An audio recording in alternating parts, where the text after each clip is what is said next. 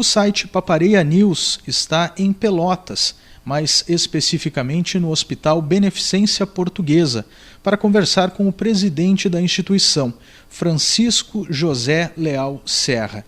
E durante essa nossa entrevista nós vamos conversar a respeito da situação da saúde, não só na nossa região do estado, mas também através da visão dele, o que ele pensa sobre a saúde a nível de Brasil.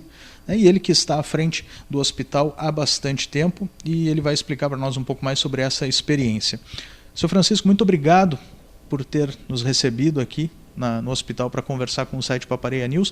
Eu gostaria que o senhor começasse falando para nós a respeito da sua experiência na gestão de hospitais aqui na Beneficência Portuguesa de Pelotas. Boa tarde ou bom dia a todos, e eu é que agradeço a oportunidade de poder manifestar a minha opinião nestes 23 anos à frente da nossa Beneficência Portuguesa da cidade de Pelotas. Eu encontrei o hospital praticamente em falência, porque eu vinha de uma situação, uma crise muito forte em todos os hospitais, isso era comum. A principal razão, além dos preços baixos que normalmente o governo paga, a sua tabela, também estava numa situação em que não pagavam ou pagavam com muito atraso. E os hospitais, naturalmente, que criavam dívidas. Depois, com a entrada do Plano Real, portanto, eu estou falando em 94, eu entrei aqui em 95, houve realmente algumas mudanças no sentido de que o governo começou a pagar praticamente em dia, embora os valores se mantivessem baixos. Mas era uma oportunidade. Então as pessoas, os gerentes dos hospitais, os gestores, tiveram que procurar alternativas para solucionar os problemas. No nosso caso aqui, nós tínhamos a maior parte das alas fechadas, estavam no UTI, estava o bloco cirúrgico, mas com realmente numa situação precária nos equipamentos, enfim. Embora houvesse matéria-prima, ou seja, médicos e todo o quadro estava, mas com muita dificuldade. Aí nós procurávamos uma situação, uma forma, ou alguma ferramenta que nos pudesse tirar desse problema. A primeira atitude que nós tomamos foi criar um plano de saúde, que é o nosso plano de saúde maior, e que nos começou realmente a dar um resultado. A gente pensou, bom, temos que criar alguma coisa, porque nós, como filantrópicos, tudo o que é criar, tudo o que é ganho, entre aspas, que a maior parte das vezes não se ganha, não é?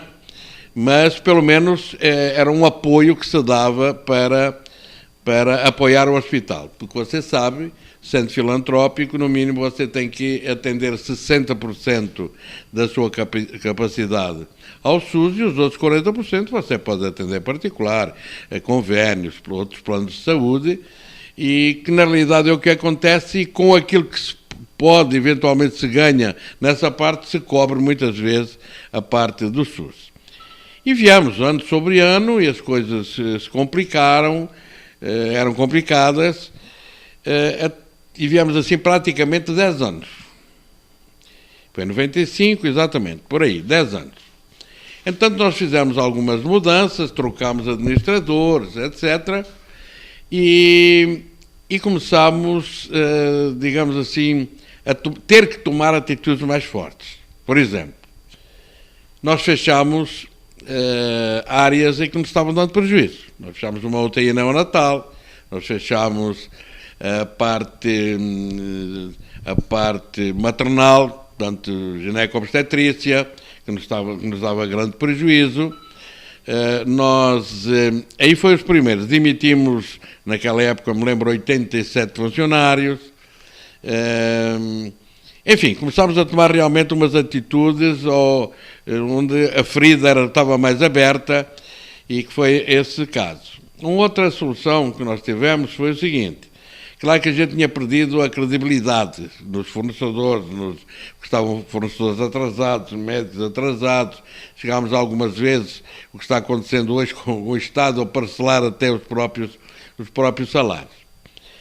Bom, em determinada altura, a gente se deu conta com as mesmas dificuldades. Tipo assim, eu chegava de manhã no tesoureiro, o que é que nós temos para pagar? Olha, Presidente, nós hoje temos para pagar, supostamente, 20 mil. Sim, mas e o que é que temos? Mas eu só tenho 10. Bom, logicamente, tu pagas os 10 e 10 ficavam e iam protelando. Já entrava multa, já entrava juros, enfim, toda aquela história. Mas a certa altura, avaliando a situação, eu me dei conta do seguinte: mas espera aí, e era mais ou menos por aí. Se eu estou faturando 1 milhão, e se a minha despesa é 1 milhão, por que é que eu estou neste sufoco todo? E começámos a avaliar a história. O que é que estava acontecendo? E o que acontece em muitos hospitais? Todos os dias nós temos faturas para pagar. Você compra remédio, você compra coisas para manutenção dos prédios, que são prédios antigos, não é? O nosso prédio aqui tem mais de 150 anos. E por aí vai. Tantas casas, enfim, tudo é. Mas só que o dinheiro, a entrada do dinheiro, ele não entra todos os dias. O que entra todos os dias é algum particular, alguma outra coisa assim pequena. Porque os planos de saúde, eles pagam ou uma vez por mês ou 2 vezes por mês. Então, às vezes, quando chega o pagamento, tu não tens dinheiro em caixa. Reunimos os fornecedores e dissemos para eles o seguinte: olha, vamos fazer o seguinte, a gente está com dívida, primeira coisa, esqueçam a dívida. E agora, tudo o que fornecer entre o dia 20 do mês e o dia 19 do outro mês, vocês vão receber até o dia 30. Porque aí nós recebíamos o dinheiro, juntávamos e tínhamos como pagar tudo. Porque se nós faturávamos o mesmo que gastávamos, nós podíamos faturar, podíamos pagar. Ficámos com 6 fornecedores que acreditaram no assunto. Congelámos todas as dívidas deles. Então terminou o primeiro mês e nós pagámos. Segundo mês, nós pagámos. Terceiro mês, nós pagámos. Aí os outros fornecedores começaram a vir de volta porque viram que realmente o negócio era sério. Não estava-se tentando fazer alguma... Bom, esse foi a primeira atitude positiva que começou a dar lucro, digamos assim. Lucro, digamos, dar resultados, melhor dizendo. Outra situação que aconteceu com isso. Nós praticamente diminuímos a nossa despesa com isso entre 25% e 30% em alguns casos. Por quê? Porque o fornecedor, quando fornecia e sabia que ia ter dificuldades para receber, ele já colocava isso em cima do custo, do valor para nos vender. Entende? Porque ele sabia que ele não ia receber na data. E nós dissemos: olha aqui, nós vamos ter dificuldades agora no início, mas vamos fazer. E realmente nós passamos a ter já um custo entre 25% e 30% menor. Para terem uma ideia do que era isso, praticamente isso representava 40% da folha da época. E aí começámos a fazer, por exemplo, nós montámos um sistema de custos que vimos aprimorando, e a cada ano a gente está mais aprimorado, e que isso te dá a possibilidade de saber o que é que te custa o seu serviço. Naquela época você aumentava a tabela, mas assim, mas quanto é que está cobrando o hospital tal? Quando eu fazia uma pesquisa, quanto é que estou cobrando? Então hoje não, hoje eu sei quanto é que eu tenho que aumentar o meu valor para fazer face aos meus custos. Hoje, para terem uma ideia, a nossa fatura, quando o paciente fecha a fatura, então ela sai com o do que foi, por exemplo, remédio, ou seja, o que é que for, ela sai o nosso custo, o valor que foi vendido e os resultados. Isto item por item, se nós perdemos ou se nós ganhamos naquele paciente. Então nós sabemos exatamente, eu hoje sei quanto me custa uma lavagem de uma toalha. Eu sei pormenorizadamente o que é. Então eu posso negociar, por exemplo, vem um plano de saúde aqui, renovar um contrato, e eu sei o que é que eu tenho que pedir, eu sei qual é a margem que eu posso negociar. Naquela época não, porque não tínhamos esse sistema de custos que nos pudesse dar esse suporte, e portanto era difícil. Era assim, meio no no senso, no sensitivo, como é que andam as coisas aí na volta, entende? E aí ficava difícil você discutir com números. Hoje sim, hoje eu discuto, olha aqui, eu não posso fazer menos que isso, por isso, e isso está aqui a conta. E é aberto, está aqui, meu custo. Então as coisas começaram-se a aperfeiçoar, e é aquela velha história, que dinheiro puxa dinheiro, não é? Então chegámos aqui há uns 10 anos atrás, nós conseguimos equilibrar o hospital. Claro que tínhamos dívidas, e aí nós fomos tentando resolvê-las. Mas conseguimos equilibrar o hospital, ou seja, nós faturávamos e não devíamos nada para ninguém, ou seja, aquilo, a não ser dívidas que já existissem, certo? Muito bem. Os valores que sobraram, que iam sobrando, nós íamos aplicando em serviços que nos trouxessem um resultado mais imediato. Então, você ao fazer isso, quando tinha resultado que a gente começou a acumular, você aplicava onde realmente você tinha resultados. E aí os resultados foram aumentando, então você foi se atualizando em aparelhagem, tecnologia, etc. Mas, e aí hoje nós estamos realmente numa situação privilegiada, podemos dizer. Devemos ser dos poucos hospitais que estão nessa situação. Nós estamos investindo, temos investido, por exemplo, o ano passado, só numa cozinha industrial que nós colocamos, nós investimos quase 2,5 milhões. Nós montámos um serviço de oncologia que não tínhamos só para... Porque nós não somos credenciados pelo SUS em oncologia, mas para particulares e convénios, nós investimos quase R$1 milhão. Nós há 2 anos montámos uma hemodinâmica, aí que investimos 2,5 milhões, só o aparelho custa 2 milhões. E isso está-nos trazendo resultado e podermos nós fazer outros investimentos. Por exemplo, agora nós estamos fazendo um novo centro cirúrgico em que vai ser volumoso realmente o investimento, entre 8 e 10 milhões, por exemplo. E tudo de resultados, tudo com recursos próprios. Mas isso é o resultado de muitos anos, não é? E de um trabalho que foi feito e que está realmente progredindo. Estamos sempre numa curva realmente ascendente. Agora, o que é que está acontecendo com os outros hospitais? O que está acontecendo é o seguinte: lamentavelmente e tradicionalmente, o governo paga mal. Paga mal. Hoje não se põe até que paga atrasado. Até paga, mas tem que se dizer a bem da verdade. Por exemplo, Pelotas está em municipalização plena, que se optou numa época. Por exemplo, Rio Grande não está, e a maior parte das cidades não está. O que é que isso quer dizer? Nós recebemos diretamente do Governo Federal, ou melhor, o Governo Federal manda direto para a Secretaria e a Secretaria nos paga.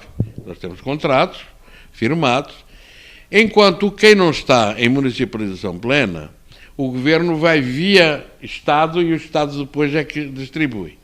E aí começa a criar o problema que tem tido. Então, assim, além dos poucos valores que são tradicionais, para terem uma ideia, existe uma legislação em que obriga o Governo a colocar 10% da receita no SUS, que hoje daria em torno de 200, vou arredondar o número, 200 bilhões, certo? O Governo até agora colocou, a semana passada, o mês passado, 4,8%, nem 50%. 101 a 102 bilhões, então praticamente metade do que deveria colocar. E esse é o grande problema, é que as leis existem, mas elas não são cumpridas. Então, os hospitais estão aí à míngua. Estão realmente à míngua. Agora, alguns hospitais estão um pouco melhor, porque as prefeituras também ajudam, né? E tem outras que não ajudam. Por exemplo, aqui, a Prefeitura de Pelotas, nos hospitais não colocam um centavo sequer. coloca, porque era obrigado a colocar 15% da sua arrecadação na saúde, mas na saúde básica, nos postos, enfim, na atenção básica que eles colocam. Nos hospitais, há muitos anos que eles não colocam. Apesar que nós também, como eu digo, a gente recebe o que está contratado, tanto nós, como a Santa Casa, como qualquer hospital. Agora, as tabelas continuam as mesmas. Só para terem uma ideia, essa tabela que está aí hoje do SUS, salvo um ou outro, por exemplo, a parte cardíaca, a parte de nefrologia e mais uma ou duas, que foram realmente, tiveram alguma revisão pequena, mas o resto da tabela tem 23 anos. É da mesma época do Plano Real. E ainda com um defeito. Enquanto o Plano Real, a conversão da URV, lembram da URV? A conversão foi 2.750, 2.750, o RV valia R$1. Para os hospitais deu 3.000 e uns quebrados. Sei que deu 9,6 menos. Então ela está desfasada. Só para vocês terem uma ideia, se o governo tivesse que me pagar essa diferença, eu hoje teria recebendo mais de 200 mil por mês só por essa diferença. Agora imagina, em 24 anos, 23 anos, quanto é que eu deixei de receber? Estou dando um caso exemplo e os outros veem a mesma coisa. Então são estas coisas que realmente não estão certas e que criam problemas. E claro, é muito fácil de lá tomar uma atitude, é que nós é que estamos na ponta. E nós é que temos que resolver. O paciente está ali, entrando, gritando de dor e sujeito a perder a vida. Não importa se ele tem direito ou não tem direito, ele tem que entrar para dentro, tem que ir fazer o que tem que ser feito, porque senão você ainda é punido por falta de assistência. Entende? Mas é muito complicado. Realmente é muito complicado, mas, claro, não quer dizer que não haja más administrações, que não haja essas coisas que, infelizmente, a gente está vendo aí por esse país. Olha, hoje, todos os dias tem coisa nova, todos os dias tem e coisa que não é brincadeirinha, não. Olha, esse cara com 51 milhões no apartamento. Isso é uma coisa que a gente... Assim, não é possível, mas é possível. É isso aí. Hoje um ministro aí, que também teve visita a 63 endereços dele, às fazendas, aos apartamentos que ele tem, 63 endereços para verificar, porque há suspeita, porque há, não é? Depois também, ouviram ontem aquele circo do ex-presidente, não é? Então, realmente, a gente está passando o Brasil, e portanto nós, que o reflexo é conosco, cidadãos, o Brasil está realmente passando uma situação dificílima e é aquela história, que é uma lição. O Brasil não tem problema nenhum, o Brasil é rico. Eles crescem de noite para roubar de dia e continua a festa. Não continua. Está aí, a prova que está aí que a falta de dinheiro em todo lado. Tudo tem um princípio, tudo tem um fim, não adianta, tudo tem um teto. Não adianta você ser muito rico e dizer que vai morrendo e vai ficar dinheiro, depende da sua atitude, depende de onde você vai gastar, de que forma vai gastar, de que forma vai esbanjar. Então, tudo tem que ser realmente dosado, sensatez, e é isso que tem que acontecer. Se isso não acontecer, meu amigo, as coisas não caem do céu, você tem que trabalhar, você tem que estudar, você tem que se planejar, você tem que formar equipe, porque você também não consegue fazer nada sozinho, tem que confiar nessa equipe, tem que treinar a equipe para que possa sair tranquilo. Eu hoje, se eu sair nós administradores, o hospital anda igual, anda na mesma. Então é isso que nós fizemos durante estes 23 anos, 10 anos muito difíceis, situações quase de fechamento também, pelas situações diversas, mas que as coisas fomos devagar, e como eu digo, há uns 10 anos para cá, a gente tem vindo sempre numa ascendência, e estamos aí, graças a Deus, equilibrados, fazendo a nossa parte, e cada vez procurando melhorar mais, tendo em conta não só com tecnologia, que hoje a tecnologia passa por cima da gente, né? Cada dia aparece uma novidade E tudo isso, muito dinheiro, muito caro. Entende? Muito caro. A nossa região sul, ela concentra um contingente populacional muito grande e representativo para o nosso estado do Rio Grande do Sul. Eu gostaria de saber com o senhor quantas pessoas são atendidas por mês aqui na Beneficência Portuguesa de Pelotas. Olha, atendidas é um volume, porque nós temos internações, nós atendemos aqui em torno de 800 pessoas por mês. Depois temos o Saúde Maior, que atende os seus associados e também outros, que em termos de consultas internas e credenciados fora, etc., deve ser qualquer coisa parecida aí com uns 5.000 consultas.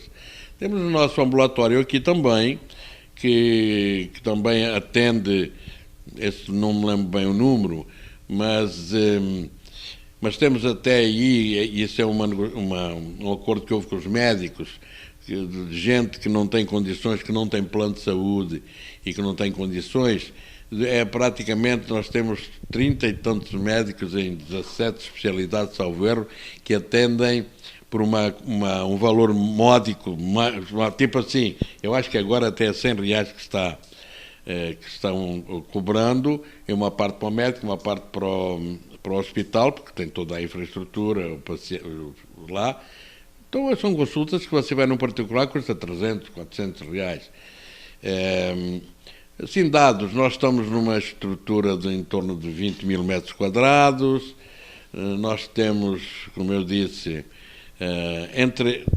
giram aqui pessoas que trabalham entre funcionários, tem enfermagem, médicos, administrativos, enfim, tudo isso, funcionários, médicos e gente nesses terceirizados que nós temos ainda, que é a medicina nuclear, é a oftalmologia, que são terceirizados, é ressonância, é tomografia, enfim, em torno de 1.000 pessoas que com vínculo, seja direto ou indireto, que giram aqui. Pelo hospital devem passar entre pacientes, familiares de pacientes, fornecedores, enfim, todo o pessoal que gira aqui no hospital, por dia devem passar entre 2.500 a 3.000 pessoas aqui pelo hospital.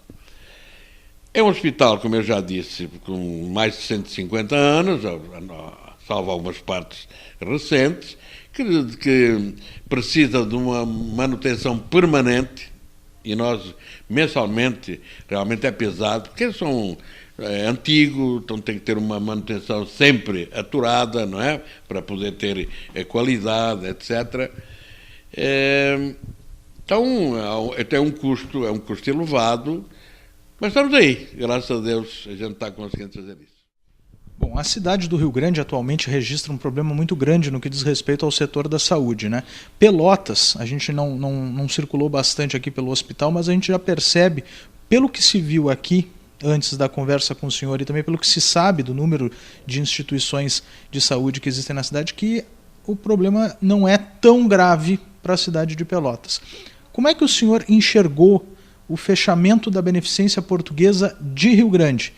Porque se nós levarmos em consideração a sua experiência como gestor hospitalar, o senhor vivenciou esse momento lá da cidade do Rio Grande. Qual é a sua opinião com relação ao fechamento daquele hospital que, se tivesse aberto atualmente, poderia estar aí sanando o problema da saúde na cidade do Rio Grande? Certamente estaria ajudando, como sempre ajudou. Olha, a gente lamentou muito, até embora não exista vínculo, não existisse, porque as beneficências, cada uma é por si. Mas sempre existe vínculo, até pela etnia, não é? E a gente lamentou muito esse negócio. Os dirigentes na época, que era o senhor António da Benfica, do Cortés. O Cortés, ele chegou aqui um dia, que veio mais 2 pessoas, e conversando comigo sobre o assunto, e eu disse, olha, na época estávamos também numa situação, mas já tínhamos montado o plano, estávamos, enfim, tentando. E eu disse para ele exatamente o que é que estava acontecendo. Eu não sei, depois eu não acompanhei exatamente o que é que aconteceu, mas acho que houve ali questões de gestão, de desencontros com as pessoas, etc. Parte médica, também muito influente. E, claro, o médico trabalha, está ali, embora trabalhe ali, mas ele vê, a ótica do médico é completamente diferente da nossa, né? Porque o médico quer entrar no hospital e ter tudo à sua disposição para ele desenvolver a sua atividade. Mas no momento em que você pergunta, aliás, pede alguma coisa, acho que é uma obrigação. Porque o médico não paga nada para o hospital. Ele diz, se você perguntar ao médico, não, mas nós é que levamos o paciente. Sim, mas está bem. Mas então não tem hospital. Então tu leva o paciente para a tua casa e opera ele lá. Entende? Mas eles fazem uma troca e é sempre assim. E não adianta, é no mundo inteiro e é assim. Ele traz o hospital, mas dá. Mas tu tens que ter tudo pronto para ele poder atender. Mas há hospitais em que realmente existe um certo controle, um certo respeito, digamos assim, entre cada um no seu lugar e todos têm que trabalhar para o mesmo conjunto, cada um fazendo a sua parte. Mas às vezes há hospitais e que me parece, na época, pelo que eu soube, eu não estou fazendo qualquer afirmativa, porque não tenho, mas apenas há digamos assim, o poder dentro do hospital ultrapassou aquilo que deveria ter sido. Tipo assim, como é que o médico pede para você um determinado equipamento? Muito bem, a gente concorda que há necessidade do equipamento, mas eu não vou deixar, para comprar esse equipamento, que até aí o médico... Porque hoje é muito fácil, não é? Muito fácil, porque está tudo... os equipamentos, como eu disse há pouco, a tecnologia vem e para eles fica muito fácil, facilita a vida. Mas eu não posso prejudicar, por exemplo, não ter dinheiro para comprar medicamento ou comida aí, só para comprar um equipamento que me vai deixar por meses e meses com problemas. Então, quer dizer, uma das coisas principais que você tem que ter numa administração, seja ela qual for, qual ramo for, é prioridade e planejamento. Se você não estabelecer isso, você vai dar com os burros na água, com certeza, como costuma dizer. Então tem que ter planejamento. O que é que eu quero? Quero chegar lá. Muito bem. O que é que eu preciso para chegar lá? Preciso vencer esta e aquela etapa. Muito bem. Tá. E para vencer, como é que é? Tem que priorizar isto, priorizar aquilo, tem que ir devagar, isto vai me custar o seguinte, isto vai me custar Y, etc. É isto que tem que fazer. Agora, se você passar essas prioridades e, como se diz na gira, dar o passo maior que a perna, você vai rasgar as calças, com certeza. E aí você vai abrir um flanco que depois, para tapar, as coisas são difíceis. Para nós encerrarmos, como é que o senhor projeta o futuro da Beneficência Portuguesa de Pelotas e o futuro da nossa saúde como um todo? Olha, aqui eu posso dizer alguma coisa. A saúde, ela depende de muitos maestros, não é?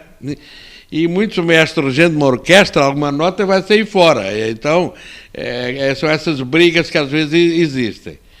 A Beneficência Portuguesa aqui, como eu disse para você, nós estamos num caminho e respeitando exatamente o que eu acabei de dizer, respeitando normas, respeitando regras, respeitando possibilidades, né, de poder fazer isto ou aquilo.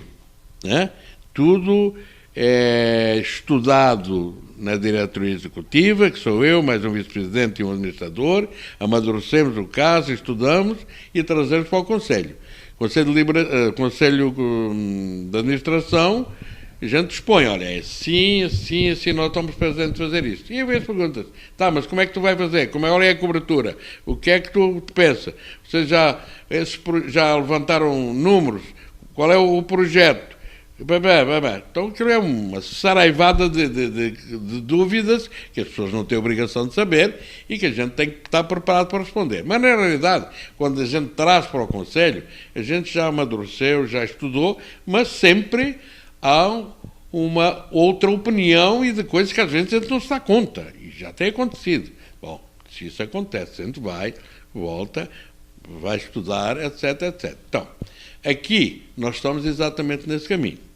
Como eu lhe disse já, nós hoje estamos construindo, além de toda a manutenção, por exemplo, eu estou terminando 2 suítes que eu quero ver se inauguro amanhã. Suítes tipo 5 estrelas.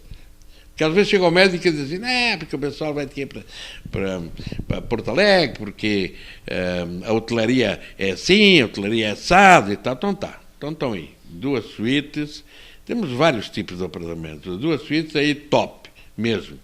Claro, vão custar dinheiro para quem for utilizá-las naturalmente.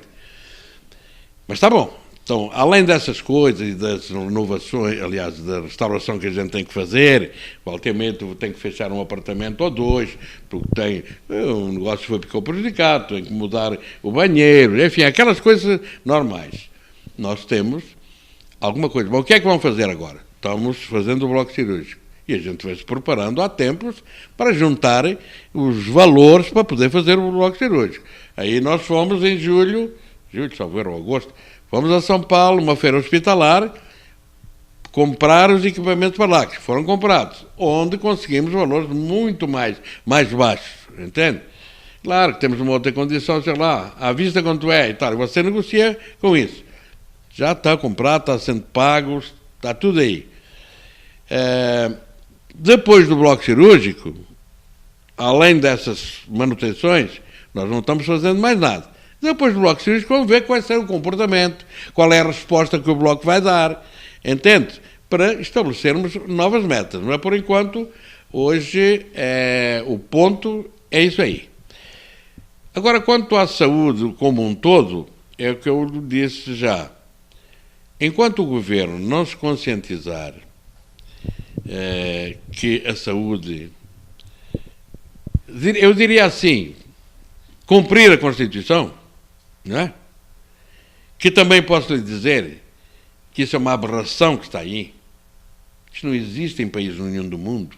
Mas como o papel aceita tudo, resolveram colocar na Constituição que a saúde é um dever do Estado, é um direito de todos. Está bom, é um direito de todos se tiver condições que é o que não está acontecendo. Então, quer dizer, o próprio governo não, mas os nossos deputados, os nossos senadores, colocam coisas que são impossíveis de saber. Por enquanto, não estou dizendo que um dia não acontece, mas tanto que não acontece está aí.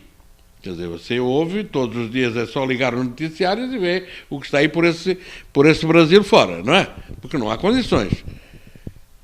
Que temos muito desvio, lamentavelmente temos, é o que a gente está assistindo. Mas mesmo que não tivesse desvio, não estão sendo conduzidos para a saúde os valores suficientes. É como eu disse, há um mês atrás estava em 4,8, deveria ser 10%. 100 e tantos bilhões deviam ser 200. E eu costumo dizer isto, se com esses valores, os hospitais, alguns deles estão fazendo milagre, imagina com o dobro desse valor. Certamente não teríamos esses problemas. Mas isso é uma questão realmente de governo. Mas enquanto não houver realmente, a realidade não for enfrentada, enquanto não houver cidadãos que pensem assim, enquanto não houver algumas coisas que realmente o Brasil precisa, tipo assim, educação.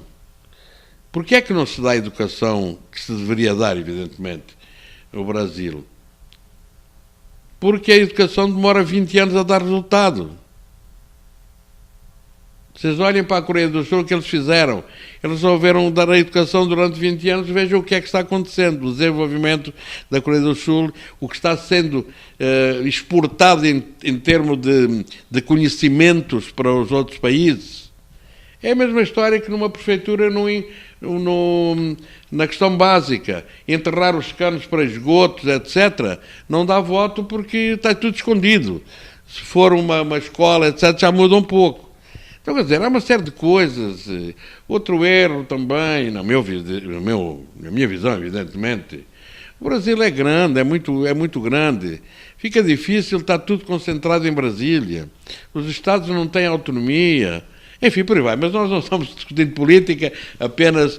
Mas, na realidade, são coisas que contribuem para isso, não é? O Estado está aí do jeito que está, um Estado dos mais produtivos, olha como é que está. O Rio de Janeiro, olha como é que está. E outros que estão melhores ou piores, aí já depende também das administrações, atitudes que foram tomadas em determinados governos, não é? Então, há muita coisa para fazer. Agora, enquanto não houver uma limpeza, uma conscientização patriótica, mas patriótica em termos de pátria, não da casa de cada um, não é? Vai ser muito difícil. Vai ser realmente difícil. Eu não quero entrar nesse, mas apenas para dar um toque que está aí, até porque o pessoal uma coisa, mas tu é português? Não, eu sou português, não. Sou português de nascimento, eu estou aqui há 42 anos.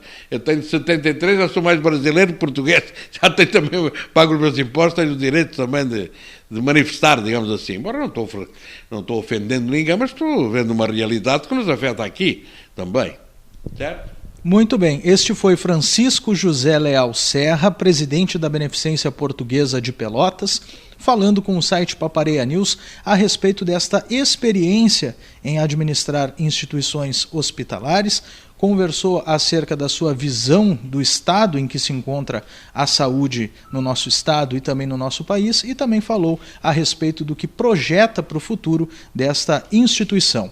Sr. Francisco, muito obrigado pela atenção, obrigado mais uma vez por ter nos recebido aqui no Hospital Beneficência Portuguesa, e o site Papareia News está à disposição para a divulgação de todo tipo de atividade atinente aqui à Beneficência. Eu é que tenho que agradecer ter dado esta oportunidade. Não sei se eu consegui os objetivos que vocês teriam, mas para nós sempre digamos assim, uma boa, uma esperança de que as pessoas, não pelo facto de estarmos fazendo 160 anos, mas pelo facto de estarmos numa situação mais ou menos tranquila, numa situação de turbulência que a gente vê por aí. Então estamos muito satisfeitos e muito obrigado por essa oportunidade e dar pelo menos a conhecer a quem veja esse site. De alguma forma, não queremos ditar regras para ninguém, apenas é uma experiência que a gente está tendo, está vivenciando há 23 anos, e o que puder ser aproveitado, ótimo. E também me encontro à disposição de vocês ou de quem nos queira visitar, porque o que nós fazemos não é para guardarmos, porque isso aí é a pior coisa que pode ser, é um homem ter o conhecimento e não poder achar que é o dono do negócio e não poder participar ele com outras pessoas. Não é o nosso caso. Estamos abertos também a poder ajudar os colegas, seja quem for, com a maior simplicidade e não com nada de arrogância, nada porque estamos assim ou estamos assados. Nós não falamos nada, não falamos para ninguém, não divulgamos. As pessoas nos perguntam e a gente se manifesta. Muito bem, esta foi então mais uma edição do quadro Papareia News Entrevista. Siga nos acompanhando, voltamos em breve. Até lá.